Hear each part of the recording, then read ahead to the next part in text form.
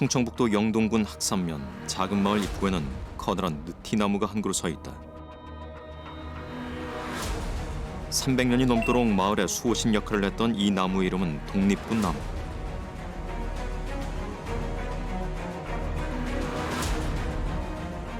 일제 강점기를 지나는 동안 독립운동가를 보호하고 은밀하게 소식을 전하는 암호 전달 통로로 활용됐기 때문이다. 그래서 이제 서울에서 독립선언문을 무주에 이렇게 전달하려고 오는 과정에서 독립군들을 돕기 위해서 우리 그 마을 주민들이 흰천을 여기처럼 이렇게 걸어서 이 흰천을 걸어 놓으면 일본 헌병대들이 잠복을 하고 있고, 그래서 이 길을 돌아가든지 오지 않도록 이렇게 해서 안전하게 독립선언문을 무주까지 전달했다는 이렇게 얘기가 있습니다. 혹시라도 들키면 그 마을 주민들도 상당히 위험해질 수 있었을 텐데요. 지금 와서는 아무것도 아니지만 그 옛날에는 자발적으로 이렇게 서로 이렇게 암호적으로 이렇게 주민들과 연결을 해가지고 조직적으로 했지 않나 이렇게. 그래서 이제 그때부터 우리 이 나무를 독립군 나무라고 부르기 시작했다고 합니다. 일제 강점기 엄혹한 시절, 이 나무에 흰 천이 걸리면 일제 경찰이 나타났다는 신호였다. 3.1 운동 당시 독립군 나무는 서울, 경기와 전라, 경상을 잇는 이곳 교통의 요충지에서 만세 시위대를 보호했던 것이다. 은밀하게, 그러나 처절하게 지켜야 했던 독립운동의 암호는 아직 역사 속에 숨겨져 있다.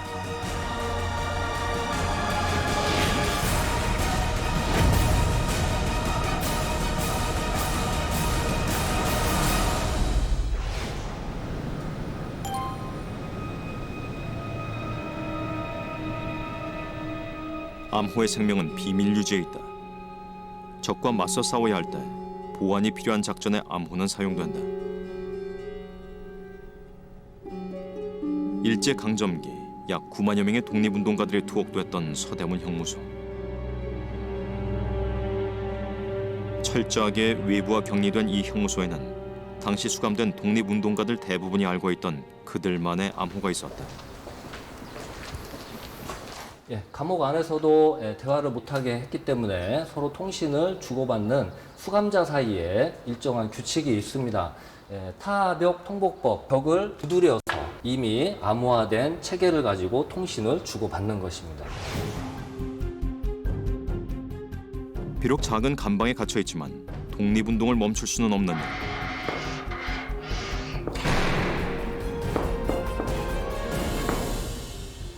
수감된 독립운동가들은 벽을 두드려 자신의 상황을 알리고 정보를 교환하고, 비록 감옥이지만 이곳에서도 독립운동을 기획했다.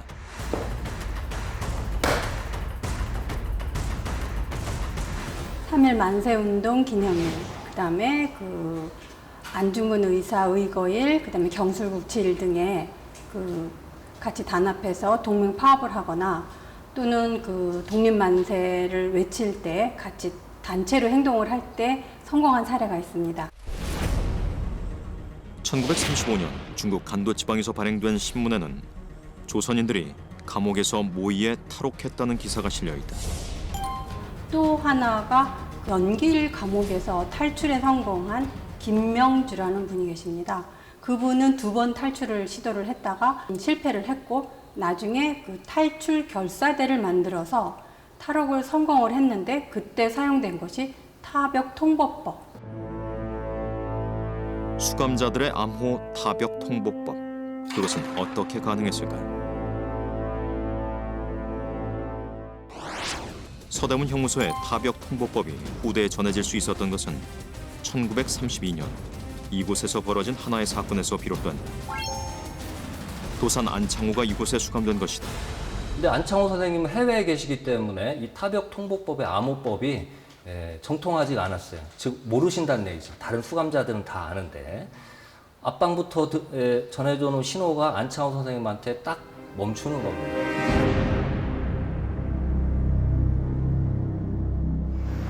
도산 안창호는 미국과 중국에서 독립운동을 벌이다 서대문 형무소에 2번 투옥됐다. 1932년 처음 투옥됐을 때 당시 수감된 독립운동가들은 분주해졌다. 누가 타벽 통보법을 가르쳐 줄 것인가? 김정년 선생이 옆방에 고민하다가 어느 날 일요일 작업이 없는 날 안창호 선생님에게 드디어 비밀스럽게 타벽 통보법을 가르쳐 주기 시작합니다. 그런데 기록에 의하면 타벽 통보법을 가르치다가 걸리면 2년 내지 3년의 가형, 형이 더해지고요. 감식, 밥이 3분의 1 가량 줄어들고 기록에 의한 겁니다만 눈알이 빠지도록 막기 때문에 굉장히 조심스러운 작업이었습니다. 이때 상황은 1957년 한 신문 기사를 통해 알려졌다.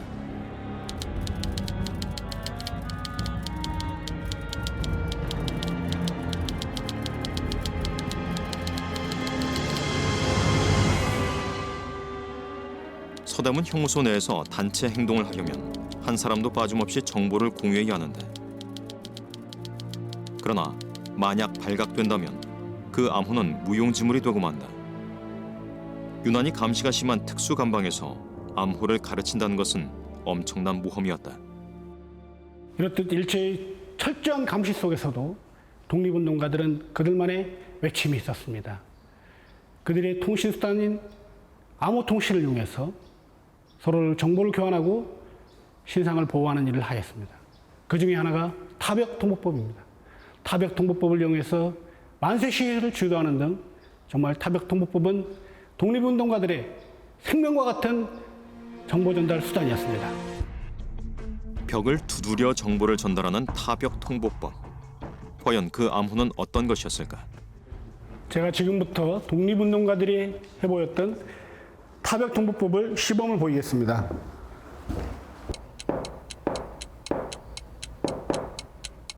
타벽 통보법은 자음과 모음 하나하나에 두드리는 방법이 정해져 있다. 따라서 우선 각각의 타벽법을 숙지하고 정확하게 그 방법대로 두드려야 한다. 때로는 손바닥으로 비비기도 하고 주먹치기, 손가락으로 두드리기 등 방법도 다양하다. 내일 오후 2시 만세 시위. 이 정보를 전달하려면 무려 23개의 방법을 알아야 가능하다. 제가 지금 방금 보여드린 것이 내일 오후 2시 만세 시위라는 것입니다. 이렇게 짧은 글자를 전달하는데도 이렇게 많은 두드림이 있어야지 됩니다.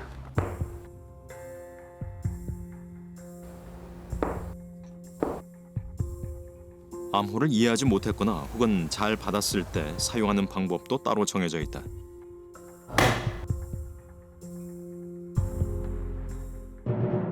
김정년은 기회가 날 때마다 벽을 두드려 안창호에게 암호를 가르쳤다. 그런데 결국 일이 터지고 말았다. 그때 이제 그 간수가 그 안으로 들어오자 김정년 선생님께서는 만약에 본인이 안창호 선생에게 타벽 통보법을 알려주다가 이런 일이 벌어진 것을 알게 되면 안창호 선생한테도 강한 형벌이 내려질 것을 생각을 해서 간수한테 똥물을 퍼붓고 미친 척을 하게 됩니다.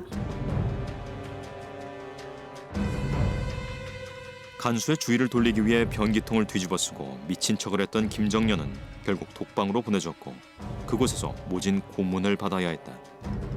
그러나 암호는 지켜냈다.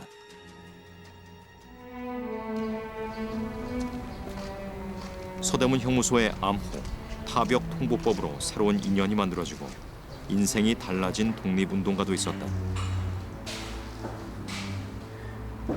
여기는 감시창. 감시창이고 아까 들어온 분에 그거 요로 가고 줬던 거. 아, 저걸로?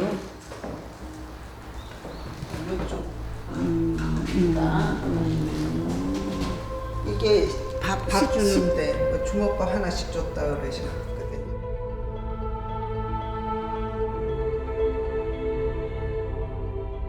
무기징역을 선고받고 복역 중이던 정의형. 그는 1922년 만주로 건너가 항일 무장투쟁운동을 전개했던 독립운동가다. 그런데 서대문 형무소에서 타벽 통보법으로 대화를 나누던 열혈 청년 이규창에게 애정을 쏟게 된다. 이규창은 신흥무관학교를 설립했던 우당 이회영의 아들로 친일파 이용루 암살 혐의로 체포돼 수감 중이던 무기수. 우리 선친하고 우리 형부하고 벽을 통해서 서로 만난 거고 첫 만남이 그러니까 통벽 통독법을 통해서 이 서대문에서 만나서 우리 선친께서는 우리 형부를 사위 삼으려고 마음에 붙이셨고 결국 해방 이후 감옥에서 풀려난 정의영은 자신의 큰딸과 무기수였던 독립운동가 이규창을 결혼시켰다. 통벽 통독법으로 태어난 거야. 인연이 그렇게 됐어. 서대문 형무소하고 인연이 깊어.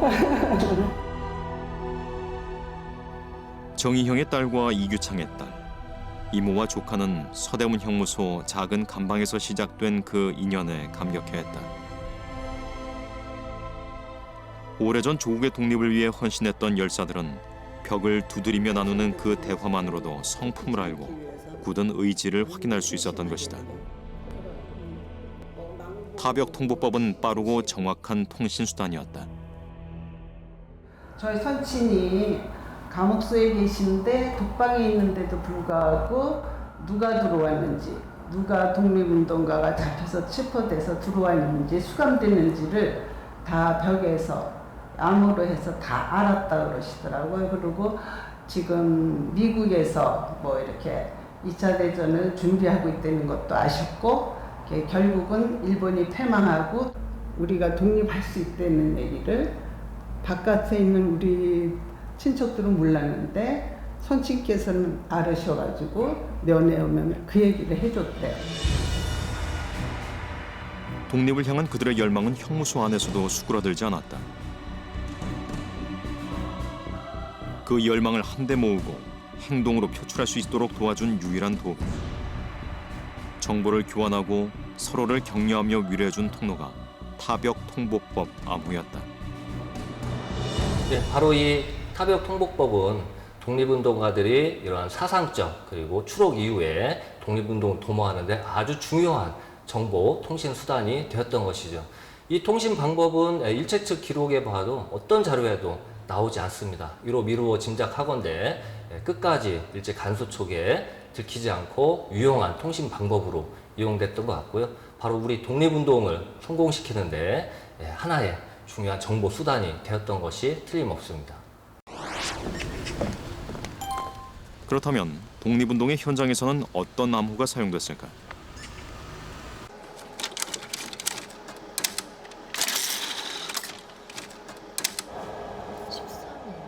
성공한 작전의 암호는 세상에 알려지지 않는 법. 우선 당시 신문을 검색해 암호가 관련된 사건을 추적했다. 여기 있네요. 이게 최신 양인의 1년역 구형 판결. 1930년 벌어졌던 하나의 사건을 찾아냈다. 신문 보도에 따르면 호서은행에서 불법으로 돈을 인출한 금융사기 사건이다. 그런데 이 사건에 암호가 등장한다. 여기는요. 여기 보면 암호 문서가 단서로 17,000원은 회수, 범인의 암호 문서를 발견, 각처에서 수천 원씩 찾아, 호서은행 7만 원 사건 이렇게 되었습니다. 당시 7만 원이면 오늘날 수십억 원에 달하는 거액이다. 일제 경찰은 추적을 시작했고 이때 암호 문서가 발각돼 주동자가 드러나게 된다. 그 호서은행이 있었던 충청남도 예산으로 향했다.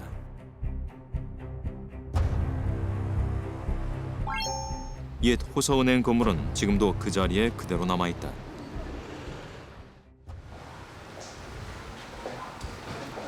네, 안녕하십니까. 예산새마을금고입니다. 예, 반갑습니다. 이 은행이 굉장히 오래된 역사를 갖고 있다고. 네, 지금부터 밖에 나가서 건물 한번 보여드리겠습니다. 이 철문도 그 당시부터 지금까지 그대로 유지되고 있습니다. 이렇게 문이 닫히고 양쪽 문이 개폐가 할 수 있도록 이렇게 되어 있고 이 당시 그대로 지금까지 유지되고 있는 상황입니다. 가운데로 그리고 여기 보시는 이 계단도 22년도에 이 건물이 설립되면서 그 계단 그대로 지금 사용을 하고 있는 계단입니다. 이거. 이 앞에 있는 이 돌도 전부 다 22년도 그 당시 그 돌 그대로 지금 유지가 되고 있습니다. 1913년 업무를 시작한 호서은행은 빠르게 성장해 1930년대 충청남도 지역의 대표은행으로 자리를 잡는다. 이곳이 호서은행 본점이 된 이유는 예산 지역의 경제적인 가장 중심지 역할을 하고 있었기 때문이고요. 예당평에서 생산되는 풍부한 농산물에 의해서 이 모든 경제적인 모든 것이 예산 지역으로 지배하게 돼 있었다고 합니다. 겉으로 드러난 호서은행 사건의 주범은 예산 일대에서 미곡상을 하던 최석영. 평소 은행 거래를 해오던 최석영이 여러 지점을 옮겨다니며 서류를 위조, 돈을 인출했는데 그 뒤에는 독립운동가 신현상이 있었다. 1929년도에 이제 이련 신현상 선생이 이제 중국에서 독립 활동을 하다가 중국에서도 독립 자금을 마련하기 위한 여러 가지 시도를 해요. 그러나 그런 것이 이제 무의미로 가다 보니까 내 고향 예산에 가면은 큰 은행이 있으니까 거기에서 그 자금을 좀 인출해야 되겠다. 이런 그 큰 포부를 가지고 최석영이 신현상의 계획에 적극 동참한 것은 이것이 단순한 사기가 아니었기 때문이다. 독립운동 자금이 너무나 절실했던 때였다.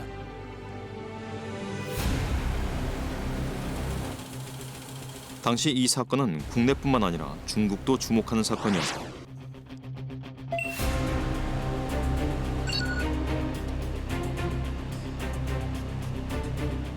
일제 경찰에 발각될 당시 최석영, 신현상이 머문 곳이 중국 베이징. 더욱이 독립운동의 혐의를 받고 있는 청년들과 함께 있었기 때문이다.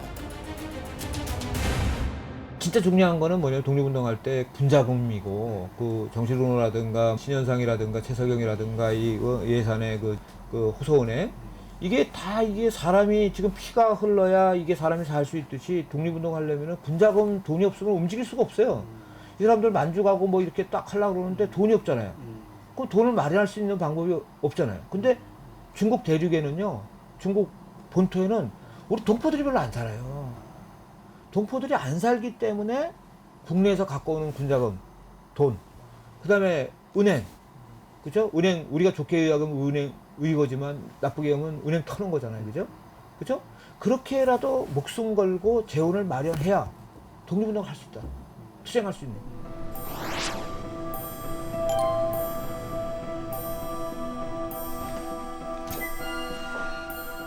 호서은행 사건은 여기서 끝나지 않았다.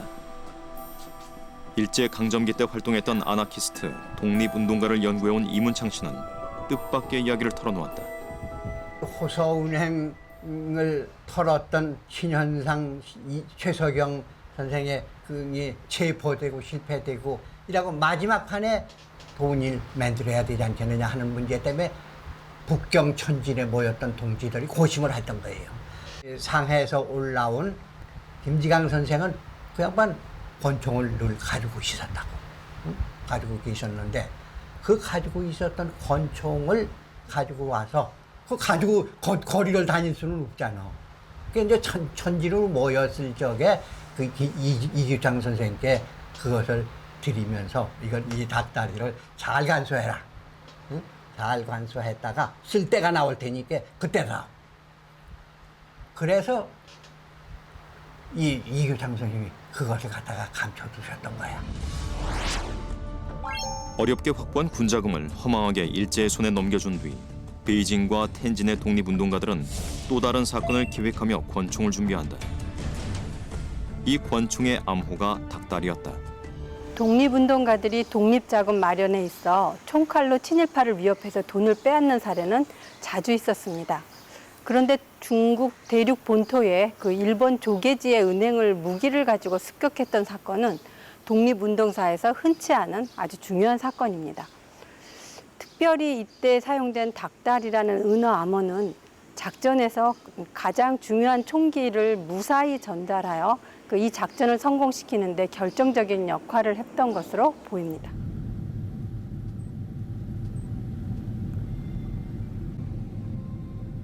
권총을 준비하며 은어 암호를 사용했던 작전.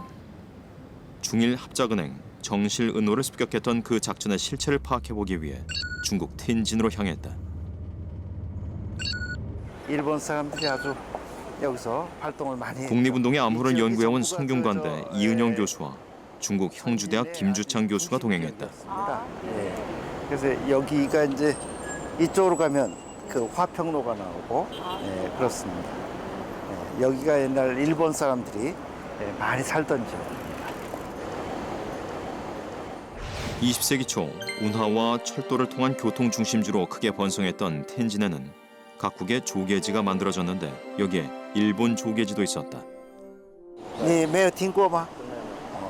은행 가서 오른쪽으로 이렇게 꺾어지면 거기에 은행이 하나 있답니다. 以前已经有的啊，这个都有的啊。这个是日本的学校过去。这我不太清楚。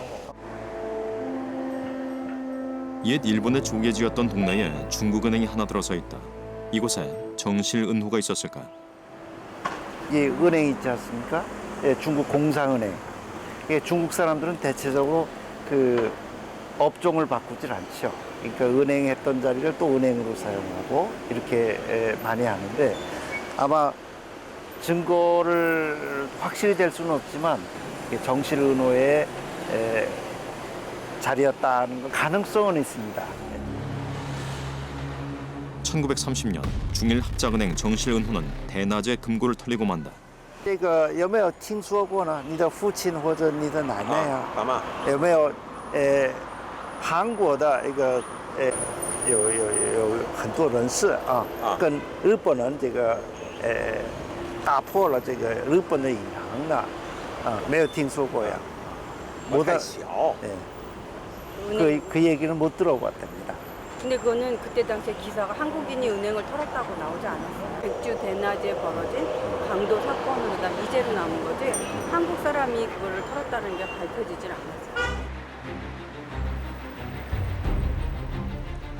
중국은 물론 당시 일제 경찰도 정실은호 사건의 범인은 찾아내지 못했다. 그러나 훗날 이 사건은 이규창을 비롯한 독립운동가들이 벌인 일로 밝혀진다. 당시 텐진의 독립운동 세력을 이끌고 있던 이는 우당 이회영. 조선의 10대 갑부의 자손이었던 이회영은 독립운동의 투신, 신흥 무관학교를 설립하는 등 전 재산과 전 인생을 독립운동에 바친 열사다. 우당이 장에 계셨을 때 그 국내 할머니는 국내에 돌아와 계셨습니다. 근데 할머니에게 보낸 편지에 뭐 새우젓, 골뱅이젓 뭐 이런 뭐 젓갈을 명시하면서 그것을 잘 꾸려서 보내달라 이런 서신이 있었습니다. 나중에 저희 숙부님께 이게 무슨 의미냐 그러니까 새우젓, 골뱅이젓 뭐 이런 조개젓 이런 것이 전부 어떤 사람들을 접촉하는 사람들의 별칭이고 그분들을 만나서 독립자금을 받아서 이렇게 보내달라 하는 그런 얘기인데 그것이 서신으로는 그냥 골뱅이젓, 새우젓, 조개젓 이런 것으로 명시가 됐다. 우당도 모든 소통은 비밀 서법에 의해서 이런 소통을 하지 않았겠느냐. 이회영은 정실은호 사건이 성공하고 2년 뒤 조선인의 밀고로 체포, 모진 고문 끝에 옥사했다. 친일파라고 노골적으로 하면 그 좋아할 거 하지 않겠어요. 그래서 그들을 꿩이라고 했어. 왜 꿩이냐? 결국은 모이 그저 뭐 뿌려지면 그거 주워 먹기 위해서 그냥 앞뒤 가리지 않고 뭐도 덤벼드는. 그래 그런 짓을 한 것이 그 꿩이다. 돼지다리는 리벌벌 권총 같은 것을 얘기하는 거고 여우는 그것은 일본 밀정들. 누가 밀정인지도 모르거든. 그러니까 저는 여우 아니야? 뭐 여기저기 얘기도 하게 되고. 1921년 일제가 압수한 문건에 기록된 독립운동가들의 은어 암호다.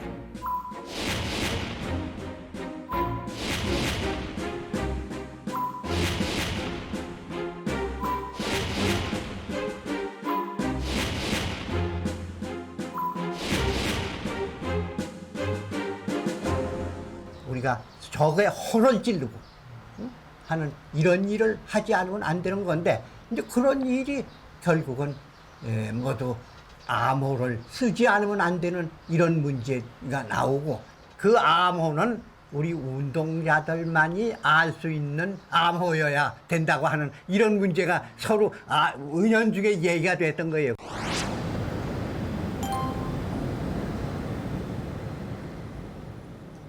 삼일 운동을 기점으로 한반도와 중국 일대에서 독립운동이 본격적으로 진행됨에 따라 보다 체계적이고 다양한 암호가 필요했다. 일본 외무성 사료관에서 암호와 관련된 문서를 찾아보기로 했다.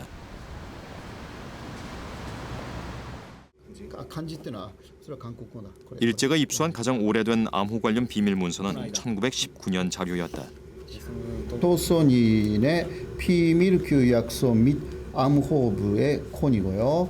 태종 8년, 그러니까 1919년 2월 28일 하얼빈 정거장 3등 태합실에 있어서 습득한 조선인의 소유품인 것 같은. 습득을 했다는 거는 사람이 놓고 간 것을 그냥 일본 경찰이 그것을 습득한 것 같은데요. 그 속에 그러니까 그 한국인의 비밀 규약 및 암호부가 들어 있었다. 그런 것을 쉽게 그 한국 사람이 놓고 갈 리가 없는데요. 그게 아마 그거 아닐까요?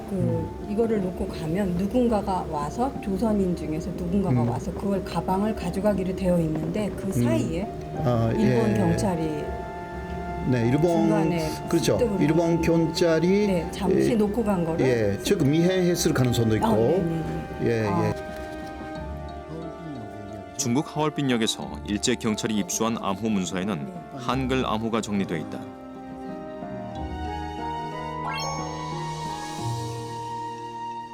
기역, 니은, 디귿, 리을 순서에 따라서 번호를 1, 2, 3, 4, 5, 6 해서 이게 암호가 되겠습니다.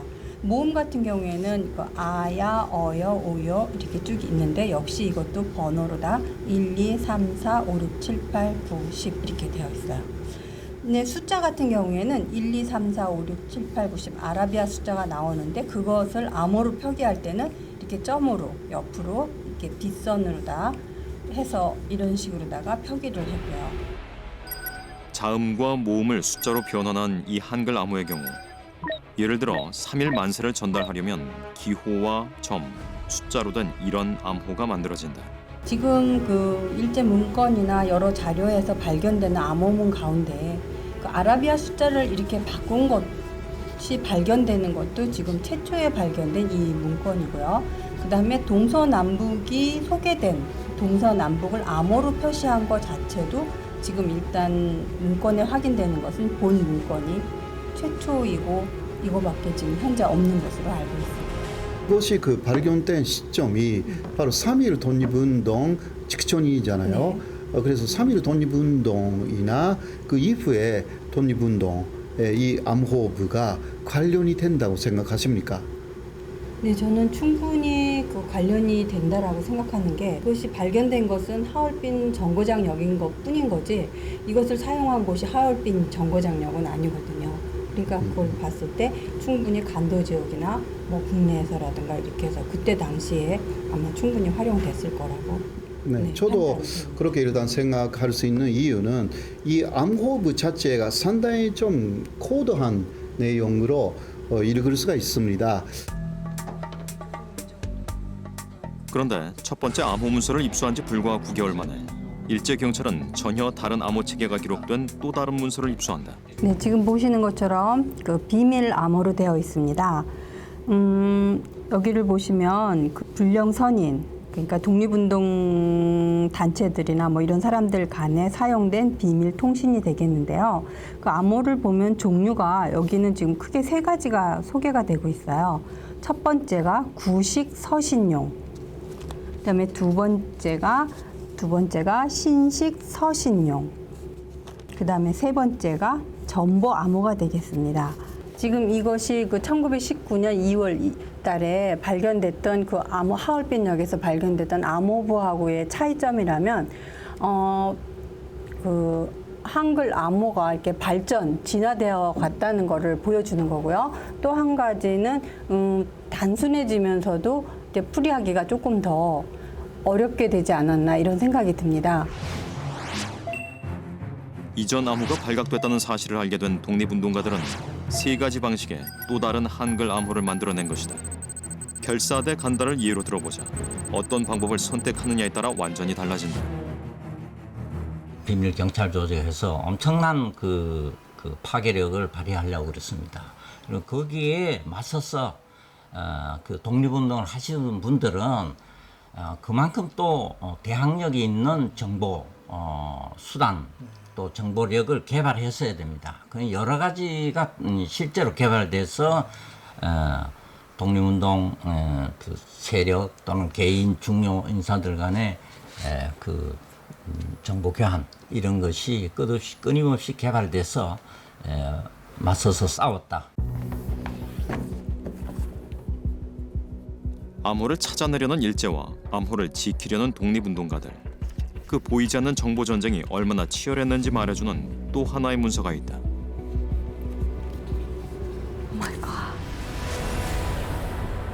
지금 일제 문건에 보시면 그 암호가 발견된 주기가 그 굉장히 짧아지고 있는 것을 알 수 있습니다. 그러니까 그만큼 그 한글 암호가 많이 사용이 되었고 또 일제에서 많이 발각이 되었고 암호의 생명이 굉장히 짧아지고 있다는 것을 알 수 있습니다. 그리고 또 암호 그게 발전을 하면서 한 자릿수에서 2자릿수로 3자릿수로 이렇게 하고 산술식도 없어지고 하면서 훨씬 더 단순해졌지만 그 해독을 하기에는 훨씬 더 어려워진 그런 상황까지 간 것으로 다 판단이 됩니다. 1919년 처음 발각된 암호는 숫자와 점, 기호가 혼재돼 있다. 기호를 정확하게 표시하지 않을 경우 혼선이 빚어질 수도 있는 상황. 그런데 1923년 암호는 3자리 숫자를 이용 질서 정연해졌다. 단순하면서도 정확도가 높아진 것이다. 日本の暗号も非常に複雑でしたけれども、一応やはり各省庁ごとに統一されていました。しかし韓国の暗号というのは統一されていなかったというところで、その非常に解読しにくかったのではないかということが言えると思います。これは独立運動の主体がいくつかあったためですけれども、しかしそのために暗号体系としては逆に解読されにくいというですね、そういう特徴を持っていました。日本の暗号というのは特に外務省の暗号はアメリカに完全に解読されていましたので、そういう意味においては解読されにくい暗号が韓国の暗号であった、そのように言うことができると思います。 독립운동가의 암호가 다시 한번 위기를 맞은 것은 1932년. 중국 홍구공원, 일본 전승 축하 기념식장에서 폭탄을 투척한 의과가 벌어졌다. 사건 직후 일제는 상해 임시정부 요원들에 대한 체포령을 내리고 대대적인 압수수색을 벌였는데 이때 중요한 암호 관련 문서가 일제 손에 넘어가게 된다. In 1932, when he got arrested in Shanghai after Yun Bang-gil threw the bomb at Hongyu Park, and so Tosan had, always set up a secret code, even with the Shinminhei, the Hungsadan, because the Japanese spies were everywhere. 일제는 이때 압수한 문서를 조선민족운동 연감이라는 제목 아래 정리해 놓았는데 당시 상해 임시정부에서 사용하던 암호는 이전과 확연하게 다른 새로운 암호였다.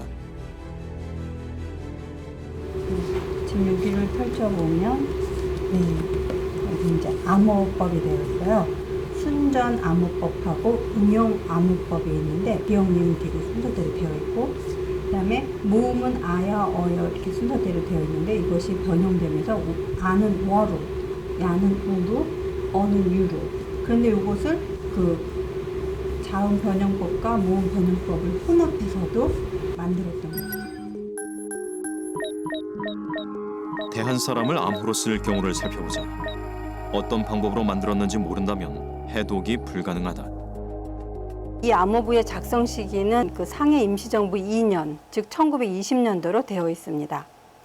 이것이 다른 어떤 일제 문건에서도 발견되지 않은 것으로 보아서 이 암호만큼은 상해 임시정부에서 적어도 10년 이상 길게 사용된 암호라고 추측해 볼 수 있겠습니다.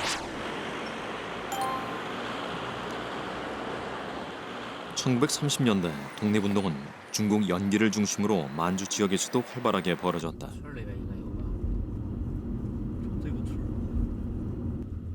당시 연길 주변 항일 유격대 중 가장 유명했던 구룡마을 왕우구 유격대를 찾아보기로 했다. 지역이 넓고 무엇보다 한글을 아는 이가 많지 않았던 이곳에서는 어떤 암호가 사용됐을까? 저기 누구 동네 분들이 계시네요? 한번 물어볼까요? 예. 에이, 你好,你好,你是不是朝鲜族吗? 조선족이세요? 아유, 안녕하세요. 예, 예. 그러면 할아버지, 아버지가 일제시대 때 뭐 이렇게 일본 놈들 대항으로 이렇게 유격대 같은 거가 이렇게 싸웠다 이런 얘기 못 들으셨어요? 들었어요. 그건 다 압니다. 아, 유격대라는 소리 다 들으셨어요? 예. 그래서 그 앞에다 왕구에 항일 전에 그거 유격 그 기념비를 크게 세웠군요. 비석이 예. 있다는 말씀인 거죠? 비석이 하고 있습니다. 그럼. 아, 예. 네네. 아, 그렇습니다. 네, 비석이 하고 있습니다. 예, 어느 이쪽으로 갑니까? 이쪽으로 그러고. 왕우구 항일 유격대를 기념하는 비석을 찾아 나섰다. 아, 그런 것 같은데요? 네네. 저기가 바로 항일 유격 근거지라고 비석이 돼 있네요. 네. 비석이 세워진 곳은 그때 연화동 학교가 있던 자리. 네. 우리 학생들이 네. 여기서 했던 데가 바로 여기인 것 아, 같습니다. 네네네. 잘 찾아왔네요. 항일 유격대와 당시 조선인 학교였던 연화동 학교는 어떤 관계가 있는 것일까? 비석에는 불과 2년 만에 학교가 자리를 옮겼다는 사실이 기록돼 있다. 여기가 이제 연길시의 구룡입니다. 이 구룡이 예전에 우리 한국 그 조선족들이 집단으로 모여 살던 곳인데 이쪽이 연변에서 항일 운동이 가장 많이 했던 곳이 바로 이곳입니다. 일제가 만주 사변을 일으킨 것이 1931년. 항일 유격대의 활동은 산속으로 숨어들 수밖에 없었다. 연길현 왕우구는 1932년 한 중반부터 34년까지 북한도 지역 항일운동의 중심이었다. 연길현의 왕우구 지역을 이렇게 보시면은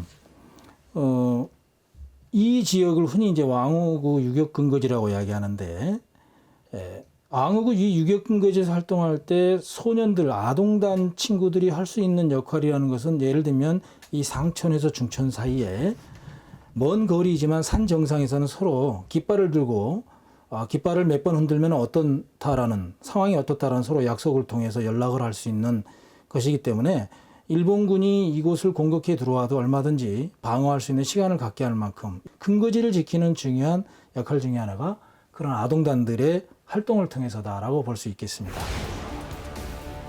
당시 왕우구 항일 유격대에는 어린 학생들이 다수 포함되어 있었다. 이들이 맡은 임무가 암호 전달이었다.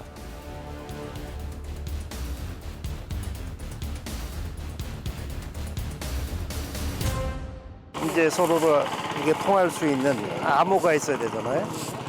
맨 처음에는 애들이 하기 쉬운 새소리 같은 걸 내다가 그다음에 나무통도 드리고 그러다가 방울소리도 내고 네. 그러다가 이게 잘 안 되니까 이제 불을 피우는 봉화를 통해서 이제 신호를 보냅니다.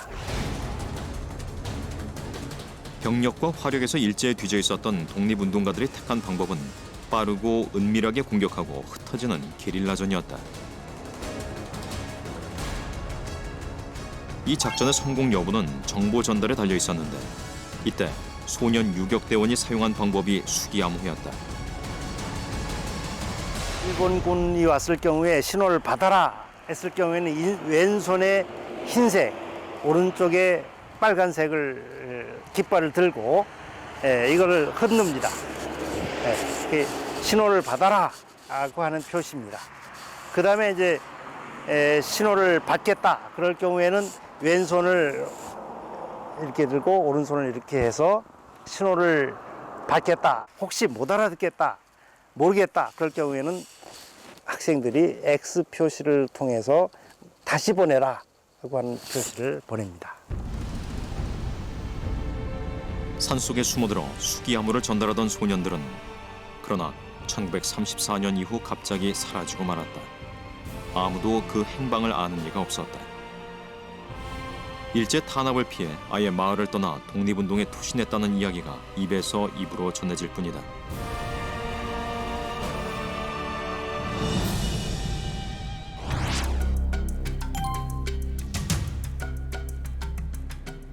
독립운동가의 암호를 추적해가던 우리는 중국 충칭의 임시정부에서 놀라운 암호를 만들었다는 소식을 접했다. 중국 남서부 중심도시 충칭은 2차 세계대전 당시 중국 국민정부의 수도였던 곳이다. 여기가 그 임시정부 옛날 거기네요. 여기. 옛날 건물 그대로인 건가요? 옛날 건물 그대로인데요. 1940년 대한민국 임시정부는 상해에서 이곳 충칭으로 옮겨온다. 이곳에서 임시정부 주석의 자리에 오른 김군은 일제와의 한판 승부를 준비하기 시작했다. 광복군 총사령부를 설치하고 중국 전역에 흩어져 있던 광복군을 재편한 뒤 일제를 향해 선전포고를 한 것이다.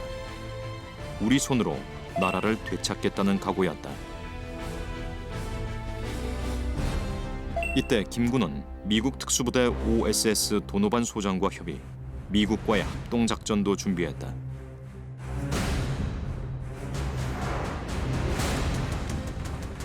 독립운동가 중 일부를 OSS에 보내 훈련시킨 뒤 일본과 한반도 비밀작전에 투입시킨다는 일명 독수리 작전.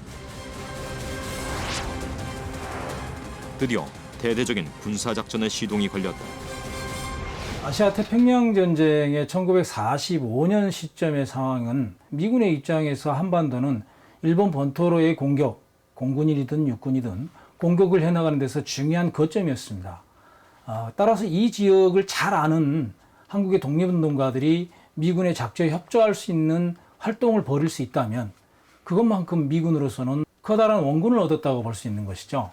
독수리 작전은 이 맥락에서 우리가 아시아 태평양 전쟁에 어떻게 기여할 것인가, 그 속에서 독립운동의 기여를 통해서 전후에 우리가 어떤 식으로 국제적인 발언을 할 수 있고 건국을 준비할 수 있는 것과 연결되어지는 아주 구체적이고 실천적이고 실행적인 작전이었다라고 볼 수 있습니다.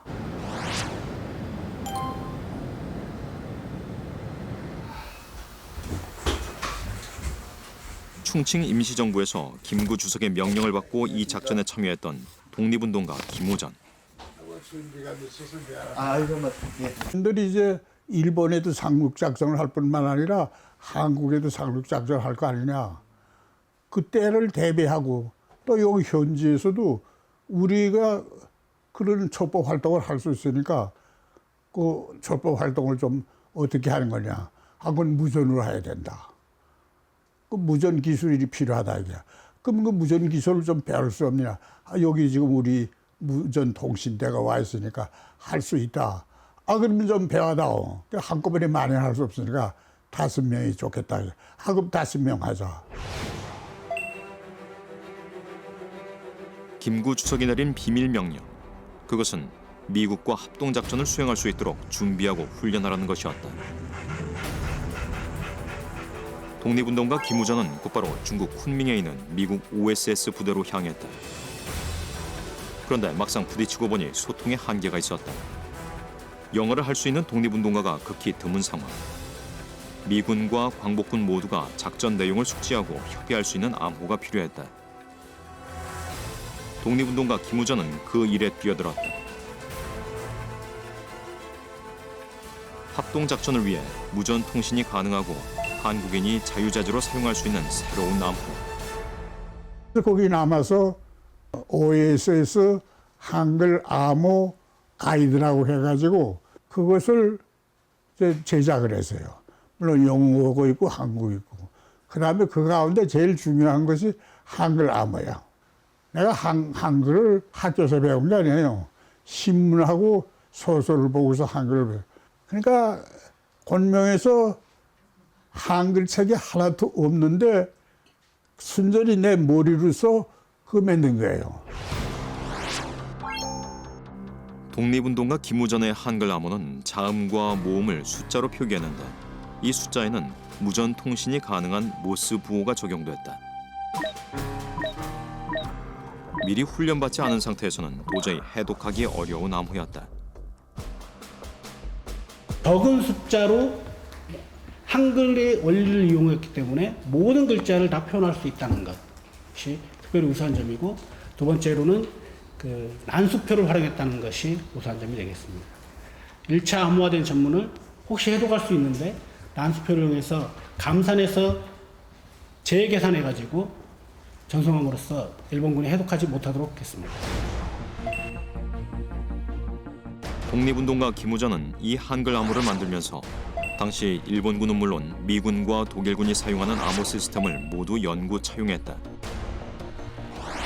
그 결과 시간, 장소, 기후 등 연락에 필요한 모든 요소가 담긴 암호가 만들어진 것이다. 선생님이 만든 암호를 가지고 이제 OSS 요원들이 훈련을 받았겠죠? 물론이죠. 바다에 작전에 나가지 못한 것뿐이지. 그럼요. 훈련 그거 가지고 훈련하죠. 1945년 광복군은 조국 한반도로 진격해 들어갈 그날을 기다리며 중국 각지에서 훈련에 훈련을 거듭하고 있었다. 그러나 김구 선생의 자서전에 아주 비통한 글이 나와요. 전쟁이 끝났다니까. 나도 역시 실망이지. 내가 국내 김구 선생 사명도 완수하지 못해. 또 광복군 자체가 완수하지 못해. 아주 실망이 돼가지고 허탈한 심정으로 그날을 보냈어요. 예상치 못했던 갑작스런 일본의 항복. 독립운동가 김우전의 암호는 결국 실전에서 사용되지 못하고 묻히고 말았다. 우리 대한민국 정부 수립에 있어서 가장 중요한 역할을 한 것이 바로 독립운동이다 말씀드릴 수 있습니다. 이러한 독립운동을 유지하고 발전시켜 나가는 데 있어서 가장 중요한 통신수단이 바로 암호였다라고 말씀드릴 수 있겠고요. 바로 이러한 그 독립운동은 비밀리에 이루어졌기 때문에 그러한 암호를 통해서 적극적인 소통을 하고 그 소통을 통해서 항일투쟁을 바로 효율적으로 성공적으로 이끌을 수 있는 바로 유일한 길이었습니다.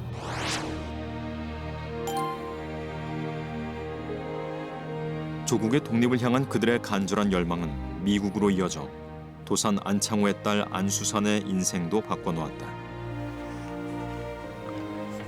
That's my mother. That's a Navy picture from 1943, I think. And then that's a painting of a picture from Riverside. And over here, that's Tosan's writing from Daejeon prison. Egi eta, love oneself, love others. 안수산은 2016년 타임지 선정 이름 없는 여성 영웅을 얻은 미 해군 장교였다. Oh, did you see this? That was in Times Square for Women's History Month. It was up the entire month of March. Well, in 1943, Admiral Forrestal for the Navy found out she was Korean. And at that time, you know, she was doing really well and she'd been promoted. She was a full officer now. She was a lieutenant. And that's when they moved her to Navy intelligence. Because, Korea was so involved with Japan and there was so much history. And so from that time, 1943 till 1947, she worked at Navy intelligence, probably helping with breaking codes and. 미국에서 태어나 미국에서 자랐지만 아버지 안창호를 통해 조국 독립의 꿈을 품었던 그녀는 결국 미 해군의 암호 전문가가 됐다. 암호를 통해 조국에 기여할 방법을 찾은 것이다. I think maybe some of my mother's code-breaking DNA, so to speak, comes from Tosan. Because even in the early days of the Shinminhei, had a secret code that Tosan set up. One of the examples, I remember my grandmother telling me that when Tosan gave a speech, if there was Japanese spies or Japanese police in the audience, he would start talking about Keinari, the flower. But the code word K meant dog. So that meant that there was a dog, a Japanese spy in the crowd, so everybody had to change their language. This was the flag that my grandmother made in 1913, but this is the Taeguki.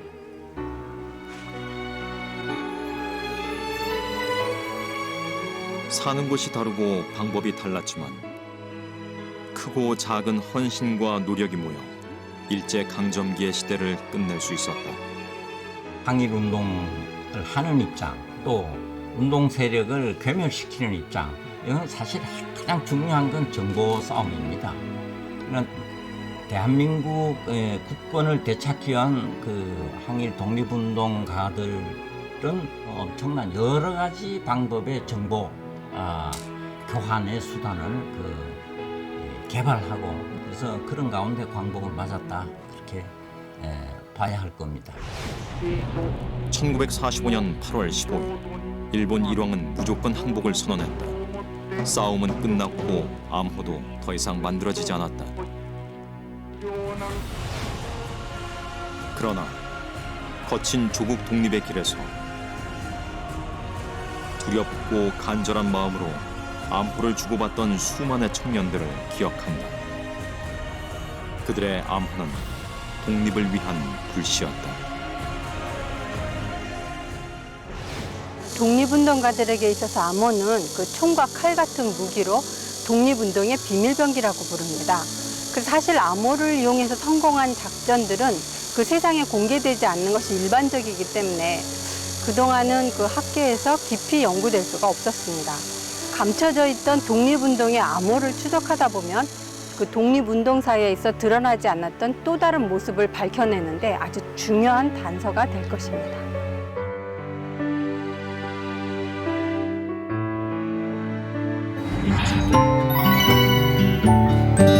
KBS KBS 한국방송